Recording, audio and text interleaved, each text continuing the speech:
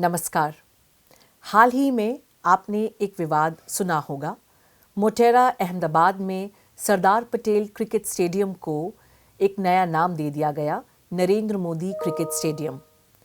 अब सरकार का ये कहना है कि ये तो एक ऑटोनमस इंस्टीट्यूशन BCCI, जी हाँ, board of control of cricket for India, इन्हीं का काम है और BCCI के काम में सरकार की कोई दखलंदाजी नहीं है। तो ये BCCI का डिसीजन है कि स्टेडियम का नाम क्या होना चाहिए। लेकिन इस पूरे मामले की राजनीति को अलग रखते हुए मेरे सामने एक लीगल या कानूनी सवाल भी खड़ा होता है, और वो ये कि क्या BCCI, जी हाँ, the board of control for cricket in India, एक ऐसा इंस्टीट्यूशन जिसके पास ये अधिकार है कि वो तय करे कि भारत की क्रिकेट टीम कौन सी होगी जो इंटरनेशनल प्लेटफॉर्म्स पे भारत को रिप्रेजेंट करेगी। क्या BCCI केवल एक ऑटोनॉमस बॉडी है, या चूंकि ये एक ऐसा कार्य करती है जिससे पूरे भारत की गरिमा का सवाल जुड़ा हुआ है, इसे एक पब्लिक बॉडी के समान ही देखा जाए। आप पूछेंगे कि ये सवाल क्यों महत्वपूर्ण है संविधान के दृष्टिकोण से। तो आइए आपको ले चलती हूं आर्टिकल 12 अनुच्छेद 12। जी हाँ, ये पहला वो अनुच्छेद है भाग 3 का, जो मूल अधिकारों की बात करता है, फंडामेंटल राइट्स की बात करता है। आगे आने वाले वीडियो में एक एक कर मैं आपको समझाऊंगी कि भारत के संविधान में क्या फंडामेंटल राइट्स या मूल अधिकार हैं। लेकिन आज के इस वीडियो में सवाल है कि ये मूल अधिकार आप किसके अगेंस्ट में क्लेम कर सकते हैं। In other words, article 12 is the definition clause of part 3। Article 12 जो है वो मूल अधिकारों को आप किसके अगेंस्ट में क्लेम कर सकते हैं, और भाग 3 जो पूरे फंडामेंटल राइट्स या मूल अधिकारों के बारे में बातचीत करता है, उसमें स्टेट या राज्य को कैसे परिभाषित किया जाए, इस पर बना है अनुच्छेद 12। तो अनुच्छेद 12 को सबसे पहले आपको जल्दी से अंग्रेजी में पढ़ देती हूं और फिर आपको समझाऊंगी हिंदी में इसका मायना, और इसके ऊपर सुप्रीम कोर्ट ने क्या क्या अपने जजमेंट्स दिए और कैसे आर्टिकल 12 को समझा गया, इसके बारे में बातचीत करेंगे। Article 12 reads, and I quote, "In this part, unless the context otherwise requires, the state includes the government and parliament of India and the government and the legislature of each of the states and all local or other authorities within the territory of India or under the control of the government of India." इस भाग में जब तक कि संदर्भ से अन्यथा अपेक्षित ना हो, राज्य के अंतर्गत भारत की सरकार और संसद तथा राज्यों में से प्रत्येक राज्य की सरकार और विधानमंडल तथा भारत के राज्य क्षेत्र के भीतर या भारत सरकार के नियंत्रण के अधीन सभी स्थानीय और अन्य प्राधिकारी हैं।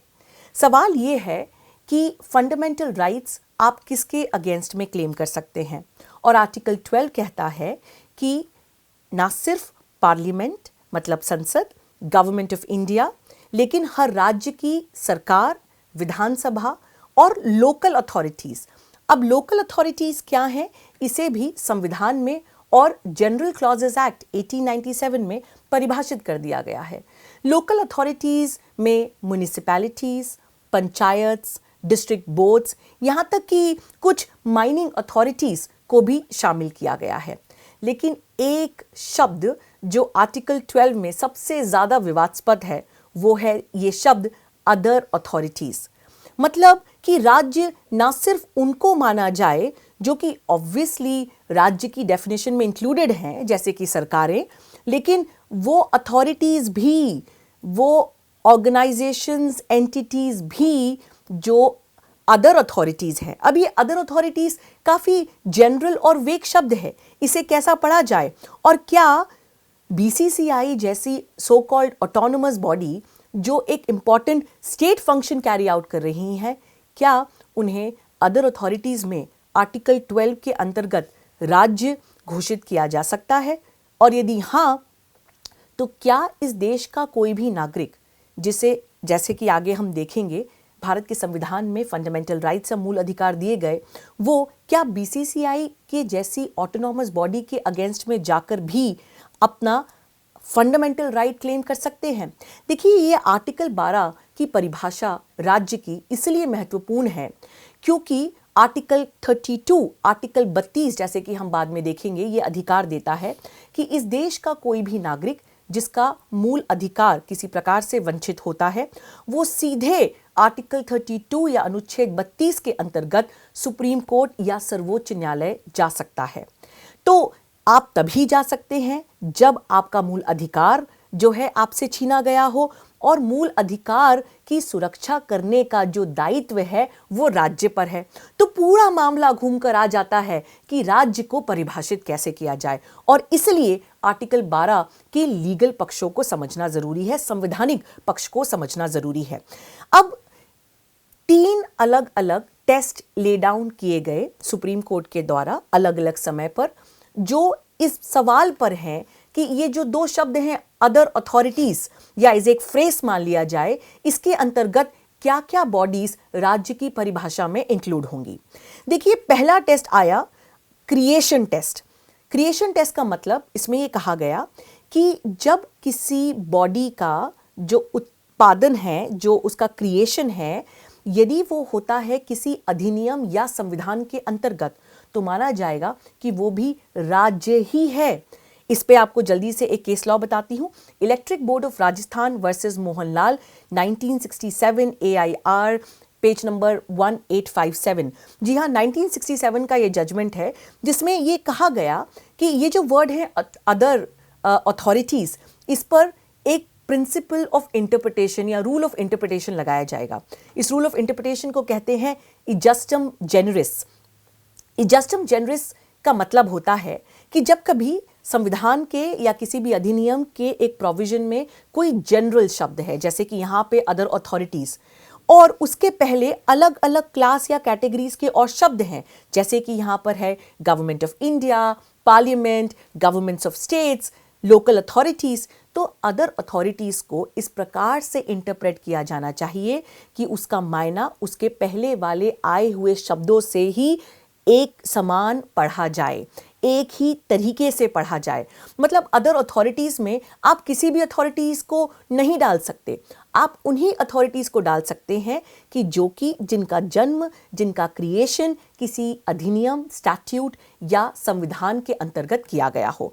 तो ये क्रिएशन टेस्ट कि किसी बॉडी को, किसी अथॉरिटी को समझने के पहले कि राज्य है कि नहीं, ये देखना पड़ेगा कि इसका शुरुआत, इसका क्रिएशन कैसे हुआ। ये पहला टेस्ट हुआ क्रिएशन टेस्ट। लेकिन समय के साथ साथ इस टेस्ट को इस प्रकार से देखा गया कि ये काफ़ी नैरो टेस्ट है, और आया दूसरा टेस्ट जिसे हम कहते हैं इंस्ट्रूमेंटैलिटी या एजेंसी टेस्ट। इसके अंतर्गत बहुत सारे केस लॉज हैं। एक केस लॉ पे आपका ध्यान आकर्षित करना चाहूँगी, और ये है Ajay Hasia versus Khalid Mujib. Ajay Hasia versus Khalid Mujib AIR 1981 AIR 487। ये एक ऐसा केस था जिसमें सवाल उठा कि रीजनल इंजीनियरिंग कॉलेज जो कि श्रीनगर में है, और जिसे एस्टैब्लिश किया गया, एडमिनिस्टर किया जाता है और मैनेज किया जाता था एक सोसाइटी के द्वारा। वो सोसाइटी रजिस्टर्ड थी Jammu Kashmir registration of societies act के अंतर्गत। तो सवाल आया कि ये अधिनियम के द्वारा तो बनी गई है, ये एक सोसाइटी के द्वारा गवर्नड है, सोसाइटीज जो है वो सोसाइटी रजिस्ट्रेशन एक्ट जम्मू और कश्मीर के अंतर्गत रजिस्टर्ड है, तो कैसे बनी ये तो पता है, लेकिन क्या इस रीजनल इंजीनियरिंग कॉलेज को भी आर्टिकल 12 के अंतर्गत स्टेट या राज्य माना जा सकता है? और ये कहा गया कि weather a body is an agency और इंस्ट्रूमेंटैलिटी ऑफ स्टेट, ये देखने के लिए कि कोई भी बॉडी क्या वो इंस्ट्रूमेंटैलिटी ऑफ स्टेट है, एक कुछ सीरीज ऑफ टेस्ट हैं जो हमें देखना पड़ेगा। इट्स अ 6 pronged टेस्ट, 6 चीजों को देखना पड़ेगा। क्या क्या है ये 6 चीजें? पहला तो ये कि जो बॉडी है क्या उसका पूरा कैपिटल सरकार के द्वारा आ रहा है, मतलब फॉर एग्जांपल क्या उसमें 100% इक्विटी जो है वो सरकार की है, यदि है तो ऑब्वियसली उसे एक गवर्नमेंट के जैसा ही देखा जाएगा। दूसरा कि यदि पूरा कैपिटल ओनरशिप जो है वो सरकार की नहीं है, लेकिन सब्सटैंशियल फाइनेंशियल एड उस बॉडी को सरकार के द्वारा दिया जा रहा है, तो ज़्यादा चांसेस होंगी कि उसे राज्य माना जाए। तीसरा कि ये जो बॉडी है, क्या ये कुछ ऐसा काम कर रही है अपने क्षेत्र में जो कि एक मोनोपोली का काम हो। देखिए, जब बीसीसीआई की बात होगी तो भारत में और ऐसी कोई बॉडी नहीं है जिसके पास ये अधिकार है कि वो भारत की कौन सी टीम इंटरनेशनल लेवल पर भारत को रिप्रेजेंट करेगी, इसका अधिकार रखती हो। तो इस पर्टिकुलर पॉइंट पे बीसीसीआई पे और आगे चर्चा करेंगे। लेकिन जो बॉडी है, क्या वो कोई ऑटोनोमस, कोई मोनोपोली वाला काम जो है वो कर रही है, ये हुआ तीसरा टेस्ट। फिर आया एक चौथा टेस्ट कि डे टू डे अफेयर्स में जो बॉडी है उस पे सरकार का कितना कंट्रोल है, कितना डीप और परवेजिव कंट्रोल है सरकार का उस बॉडी पर।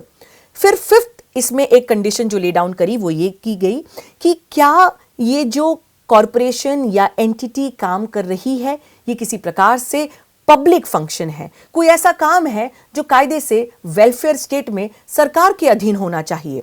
और एक छठा कंडीशन भी इस टेस्ट में ले डाउन कर दिया गया, और वो ये कि क्या इस कॉरपोरेशन को, बॉडी को किसी सरकार के डिपार्टमेंट को तोड़कर बनाया गया है। तो अजय हासिया में कहा गया कि इन 6 चीज़ों को ध्यान में रखते हुए एक टेस्ट होगा इंस्ट्रूमेंटैलिटी और एजेंसी का।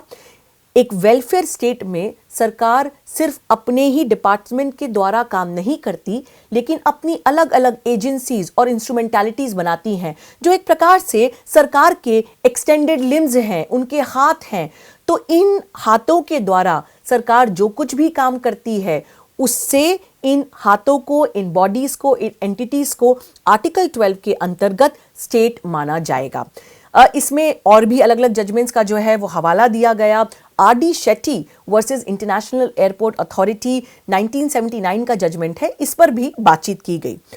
लेकिन इस जजमेंट के आने के बाद बहुत सारे अलग अलग बॉडीज को लेकर सवाल उठे। जैसे कि एक सवाल है कि क्या एनसीईआरटी, वो बॉडी जो हमारी टेक्स्ट बुक्स बनाती है, क्या वो इंडिपेंडेंट बॉडी है या क्या वो सरकारी बॉडी है? Is it a state under article 12? Chandra Mohan Khanna versus NCERT 1982 AIR page number 76 में ये कहा गया कि एनसीईआरटी जो है वो ऑटोनोमस बॉडी है, इसे स्टेट आर्टिकल 12 में नहीं माना जा सकता। लेकिन फिर आया एक और जजमेंट, प्रदीप कुमार विश्वास versus Indian institute of chemical biology, जिसमें सवाल था कि एक बॉडी जिसे हम कहते हैं the council of scientific and industrial research, जी हाँ CSIR, क्या ये आर्टिकल 12 में अथॉरिटी है जिसे इस शब्द अदर अथॉरिटीज में इंक्लूड किया जा सकता है? और कहा गया कि जी हाँ, CSIR ये 6 चीज़ों को देखते हुए कि सरकार का कितना डीप एंड परवेजिव कंट्रोल है, क्या फाइनेंशियल एड मिलता है, ये बॉडी क्या काम करती है, इन सारी चीज़ों को देखकर कहा गया कि CSIR जो है उसे आर्टिकल 12 के अंतर्गत अदर अथॉरिटी माना जा सकता है। लेकिन जैसे जैसे समय बीतता गया फिर से ज़रूरत पड़ी आर्टिकल 12 के स्कोप को और परिभाषा को समझने की और अदर अथॉरिटीज़ के स्कोप को समझने की, और आया 2005 का वो जजमेंट जिस पर आज भी चर्चा जारी है। जी हाँ, मैं बात कर रही हूँ Zee Telefilms and others versus Union of India की। काफ़ी विवादास्पद जजमेंट था ये, जिसमें जस्टिस SB सिन्हा ने अपना डिसेंटिंग ओपिनियन भी दिया। पहले आपको जल्दी से बताती हूँ कि सवाल क्या था। सवाल वही था जिससे हमने आज के वीडियो की शुरुआत करी कि क्या BCCI जो है उसे आर्टिकल 12 के अंतर्गत अदर अथॉरिटीज के फ्रेज में शामिल करते हुए क्यों ना राज्य माना जाए। और मेजॉरिटी जजेस ने ये कहा 4:1 पे ये कहा गया कि BCCI जो है वो एक इम्पॉर्टेंट पब्लिक फंक्शन तो डिस्चार्ज करती ही है। मतलब फंक्शनैलिटी टेस्ट ले डाउन किया गया। पहले था क्रिएशन टेस्ट कि बना कैसे, बाद में कहा गया कि उतना महत्वपूर्ण नहीं है, देखा जाएगा कि क्या इंस्ट्रूमेंटैलिटी ऑफ स्टेट की तरह काम कर रही है। लेकिन जी टेलीफिल्म्स वाले केस में ये कहा गया कि फंक्शन वो बॉडी क्या कर रही है ये भी देखना ज़रूरी है। तो ये तो माना गया कि BCCI जो है वो important public function carry out कर रही है, प्राइवेट फंक्शन नहीं है। लेकिन उसके बाद भी ये कहा गया कि BCCI पे बाकी चीज़ों को ध्यान में रखते हुए सीधे सीधे सरकार का कंट्रोल नहीं है और इसलिए इसे स्टेट नहीं माना जाएगा। जी टेलीफिल्म्स में जस्टिस एस बी सिन्हा ने डिसेंटिंग ओपिनियन लिखा और कहा कि यदि बीसीसीआई जैसी इंपॉर्टेंट बॉडीज जो इतना महत्वपूर्ण राष्ट्रीय लेवल का पब्लिक फंक्शन डिस्चार्ज कर रही हैं, आप यदि उन्हें भी आर्टिकल 12 में नहीं लाएंगे तो फिर आर्टिकल 12 का मतलब क्या हुआ? आप तो उसके स्कोप को काफी लिमिट कर रहे हैं। देखिए, वेलफेयर स्टेट में जैसे कि आज आप जानते हैं कि गांव लेवल पर सरकार को जब अपनी स्कीम्स को लोगों तक पहुंचाना होता है तो अलग अलग सेंटर्स बना दिए गए हैं। आपको यदि बर्थ सर्टिफिकेट चाहिए तो आपको इन सर्विस सेंटर्स के पास जाना चाहिए। तो क्या सरकार ये कह सकती है कि हम तो सरकार हैं, ये जो बॉडीज जिनके थ्रू हम आप तक अपनी सर्विसेज पहुंचा रहे हैं ये स्टेट नहीं है? उसी प्रकार का एक आर्ग्यूमेंट जो है वो बीसीसीआई के संदर्भ में भी आया। खैर, जी टेलीफिल्म्स ने कह दिया कि बीसीसीआई जो है वो ऑटोनोमस बॉडी है और बाद में और भी जजमेंट आए, जैसे कि बिहार क्रिकेट एसोसिएशन, जहां पे फिर से ये चैलेंज हुआ, फिर से ये कहा गया कि बीसीसीआई जो है वो ऑटोनोमस बॉडी है। लेकिन क्या ये मुद्दा यहां पे खत्म हो जाता है? इस लेटेस्ट कंट्रोवर्सी को देखते हुए, मोटेरा स्टेडियम को देखते हुए, मेरे ख्याल से शायद फिर से ये सवाल कभी ना कभी शायद जल्द ही सर्वोच्च न्यायालय जा सकता है कि बीसीसीआई का क्या फंक्शन होना चाहिए और क्या इसे आर्टिकल 12 में इंक्लूड किया जाना चाहिए। एक और सवाल आर्टिकल 12 में आता है कि क्या जुडिशरी, क्या न्यायपालिका को भी आर्टिकल 12 के अंतर्गत स्टेट माना जाए? ये सवाल उठा AR आंटिले वर्सेस RS नायक के जजमेंट में 1988 AIR पेज नंबर 1531, और यहाँ पे कहा गया कि जी हाँ, जुडिशरी भी आर्टिकल 12 में राज्य की परिभाषा में आती है। इसका क्या मायना हुआ? इसका मायना ये हुआ कि सुप्रीम कोर्ट या हाई कोर्ट या कोई भी कोर्ट भारत में यदि एक ऐसा फैसला सुनाती है जो लोगों के मूल अधिकारों के अगेंस्ट में जाता है, तो वो जजमेंट अपने आप में ही उसे वॉइड माना जाएगा।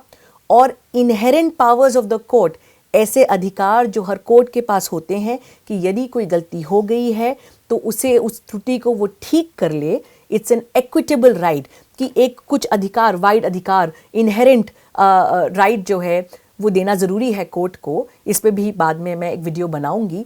तो इसके चलते कोर्ट के पास ये पावर होगा कि ऐसा कोई भी फैसला जो लोगों के मूल अधिकारों के अगेंस्ट में जाता है उसे वो निरस्त कर दे। इसका मतलब कि इस देश में कोई भी कोर्ट ऐसा फैसला नहीं दे सकती जो लोगों के मूल अधिकारों के अगेंस्ट में है।